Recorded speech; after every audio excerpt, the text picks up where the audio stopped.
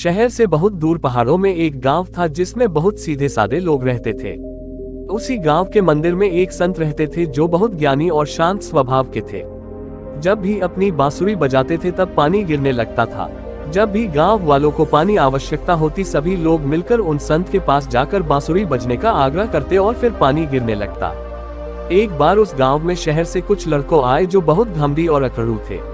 जब उनको इस बात का पता लगा इस गांव में एक संत ऐसे जिनके बांसुरी बजने से पानी गिरने लगता है, तो उन्होंने पहले गांव के लोगों का मजाक उड़ाया और फिर यह कहने लगे कि हमारी गिटार बजने से भी पानी करात है, संत से स्पर्धा करने की कहने लगे। सारे गांव के लोगों ने उनको समझने की कोशिश की, फिर भी वह नहीं माने और संत के पास जाने की जिद करने लगे।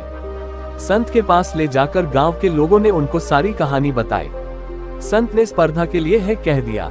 फिर क्या, एक करके लड़के गिटार बजाते चले गए पर पानी नहीं गिरा। देखते देखते सारे लड़के थक गए और कहा अब आप अपनी बांसुरी से पानी गिरा कर दिखाओ। संत ने कहा अगर मैं आज जीत गया तो तुम लोग कभी किसी का मजाक नहीं उड़ाओगे। लड़के संत की बात मान जाते हैं।